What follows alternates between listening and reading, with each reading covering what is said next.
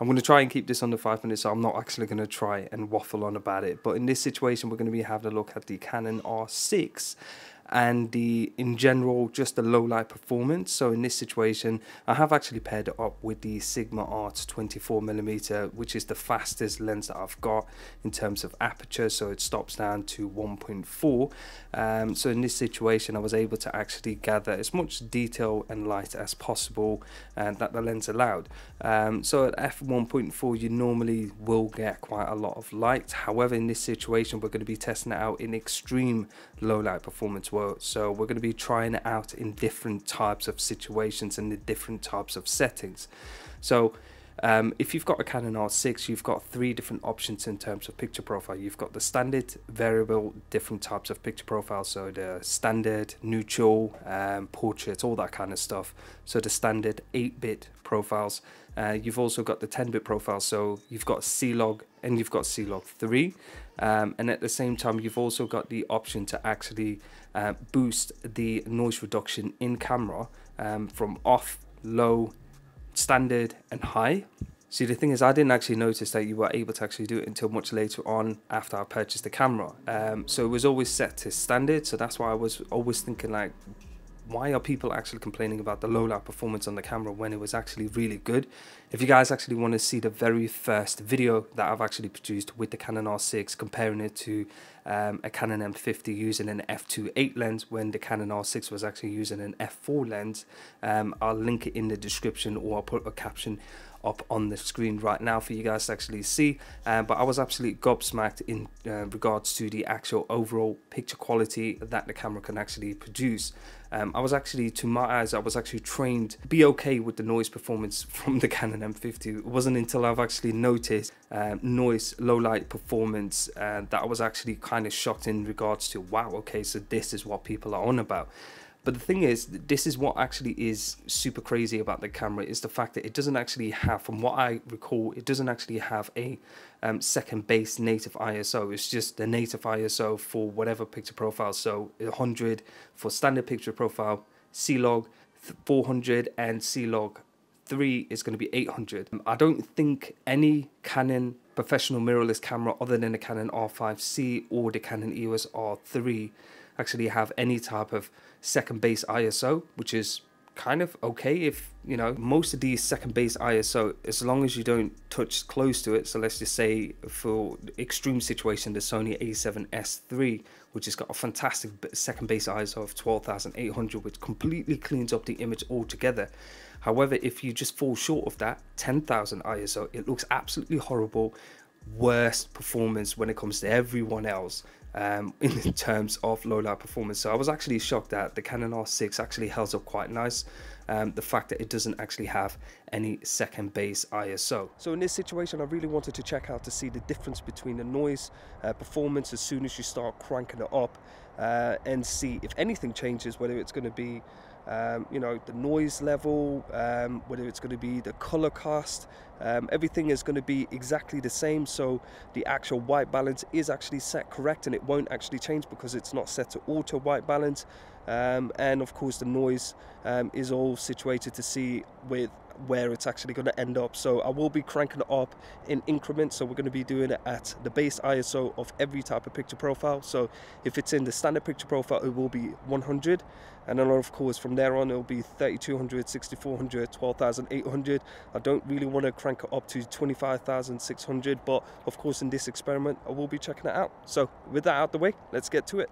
Okay, so currently right now I am actually shooting in standard picture profile. This is the exact same environment that I was just a moment ago, but however currently it is set to picture profile neutral with the contrast and saturation completely turned down. The eye autofocus is having a hard time actually getting my face, but yeah, I will be cranking up the ISO. So currently it's set to 125, and this is 200, this is 400, this is 800, this is 12,500, this is 3,200, and this is 5,000, 6,400, 8,000, 10,000, and of course 12,800. So this is in standard picture profile with the noise reduction completely turned off. It's a bit pointless me doing the exact same with the noise reduction turned on, so I will be checking it exactly the same. So 12,800, however I will be turning the noise reduction turned on. Okay, so currently I have actually got it set to noise reduction turned on as high as possible. So this is set in high. Again, this is standard picture profile, no color grade whatsoever. This is exactly what it would actually come out of the camera, bar that little adjustment that I've actually done inside the profile itself. So the contrast is turned down and the saturation is turned down just a little bit, but anything else is exactly the same. And this is standard picture profile using the Sigma Art 24mm at f1.4, and this is the image quality that you can get. So in this situation, you are watching standard picture profile. Of course I was actually expecting this to be the worst performer, simply because it doesn't actually have anything going for it. It doesn't actually have 10-bit going for it. It doesn't actually have the best in terms of dynamic range. But of course, as soon as I actually switched the onboard noise reduction to high, it actually did clean up quite well. And it was around about 4,000 to 5,000 that it really actually looked acceptable to my eyes. Again, the whole point of this video is for you guys to actually see if it's actually pleasing to you. So it was pleasing to me at around about 4,000, 5,000 ISO. I think around about 3,200. That was the best in terms of the image quality that I could actually see with my own eyes before actually you guys see it on YouTube compression. But it really did held up quite nice. It was absolutely terrible without any type of onboard noise reduction. So if you turn it completely off and you have standard picture profile, yes, it might be sharper, but it definitely was the worst as soon as you creeped up the high ISO mark. Okay, so we are doing the exact same test now. However, in this situation, it is actually in CLOG3. So this is a flat color profile.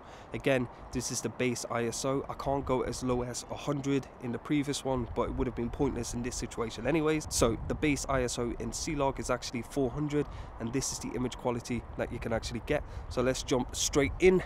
And I might as well do it again like the previous one, talk whilst I crank up the ISO.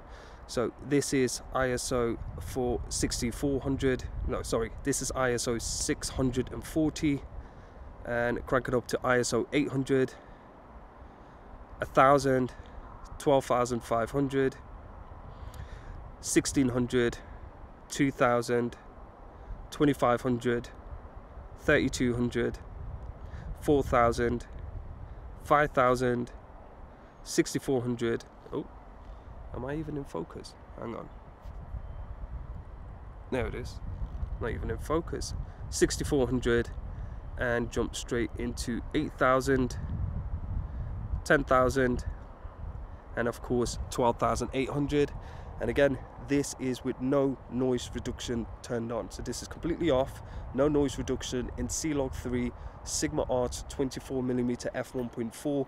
So the best lens that you can actually give to a camera when it comes to the low light.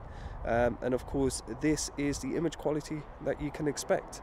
Now again, let's do the exact same test, but in this situation, I'm going to be sticking to 12,800, but turn on the noise reduction to high and see the difference. All right then guys, so again, this is noise reduction turned on to high, not standard, low or medium or anything like that. This is the highest that the noise reduction can actually be applied on board with the Canon R6, and this is the image quality coming from that camera. And of course, you guys decide. See, now in this situation, CLOG, I was always hesitant in regards to CLOG when it comes to bright days, so we're talking sunny days, etc. I was always shooting in CLOG3, but until obviously recently when Canon actually allowed Canon R6 to have CLOG3, I was actually stuck with CLOG, and I didn't really have any problems with it. But initially I've noticed that it is a lot more saturated than CLOG3, and it's actually a good thing. Think of it in a way in terms of Sony world as S-Cinetone, where you don't really need to grade it that much.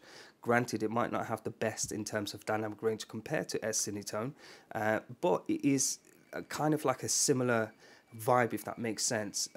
The blacks are kind of desaturated to a point where it's not deep black, and you would actually notice quite a lot of noise, and of course there is no highlight to worry about anyways, so CLOG3 is kind of pointless in this situation anyways.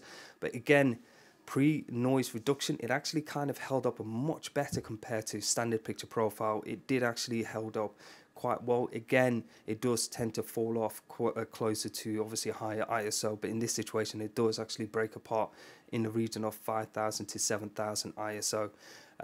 But again, it did actually held up respectively. And then on the flip side, as soon as I turned on the noise reduction to high, it absolutely blew my mind in terms of low light performance. I was actually shocked at how clean it actually was, and minimal grading I actually required to actually do to actually get it to look acceptable. I mentioned all of these videos are actually with no post noise reduction, so you know what you're seeing is exactly what's coming out of the camera and what the camera's actually doing in terms of noise reduction. But again, CLOG is actually, to my eyes, the best performance when it comes to low light. You don't actually need CLOG3, but again, it is an option. But speaking of CLOG3, let's move on to CLOG3 now. And of course, this is CLOG3. Again, 12,800 noise reduction turned on to the max, and of course the image quality is this. You know, the camera is flexible. It allows you to actually utilize and mix and match between whatever you guys actually desire, whether you want CLOG, whether you guys actually want CLOG, or whether you want CLOG3, whether you want 4,000 or 12,800, whether you want the noise production, whether you want the noise reduction turned completely on or off, or I don't like it, I just want it to be completely natural. And you know, you guys decide, man. At the end of the day, this is the image quality that you guys can actually get from CLOG3, 12,800. This is obviously my preference because I like to color grade, but a lot of people have mentioned obviously you don't really need all of that dynamic range, especially at night, because obviously there's nothing clipping. But I just like the, you know, I'm used to color grading it anyways. I'm used to, obviously, I'm just used to it. So if I'm actually used to that kind of, you know, color grade or that kind of effort in grading your image, then of course, then, you know, I can stick to it. Now we're moving on to CLOG3. This is what I'm actually used to. I have actually got multiple lots that I will be releasing later on down the line, so stay tuned for that. However, in this situation, CLOG3 was absolutely fantastic. Again, it did actually require a little bit more work to actually get the saturation to the level where CLOG is, the original CLOG1. But again, in this situation, you can actually, because it's 10-bit color, you don't actually need to worry about that. But I've always, you know, to my situation, I've always kind of desaturated when I'm out and about to keep the actual colors a little bit more muted and a little bit subdued, as opposed to right now what you're actually seeing. I kind of do like to boost up my saturation just a little bit, just to get myself background kind of pop. I don't know what you guys would actually call it, but in this situation, when I'm out and about, I do actually like to mute the colors a little bit. However, when I'm inside doing this talking head shots, I do like to saturate it a little bit. But in this situation, CLOG3 10-bit color, it is the best of both worlds in this situation. But again, it does actually require a little bit more attention to actually grade it, especially when it comes to dark low light performance, because you do actually need to watch out in regards to the blacks and of course your skin color as well. If you guys actually on the fence of actually purchasing it on the basis of low light performance, don't be hesitant. If you guys actually want me to do a different video dedicated to photos with flash or without flash, then let me know, comment down below. But in this situation, it's just to actually let you guys know in regards to the different types of noise reduction that you can actually do with the Canon R6. And again, hopefully you guys actually enjoyed this video. It was actually fun for me to actually be out and about and just testing it out, because it actually intrigued me a bit as well, because I was thinking like, wait, hang on, I was watching all these cameras like the Panasonic S5, second base ISO, second base native ISO, all of that kind of stuff, and I'm thinking like, but in this situation, it was just a little video just to show you guys what the Canon R6 can actually do in extreme low light performance. So hopefully you guys enjoyed this video, and again, I will catch you guys in the next one. Peace out.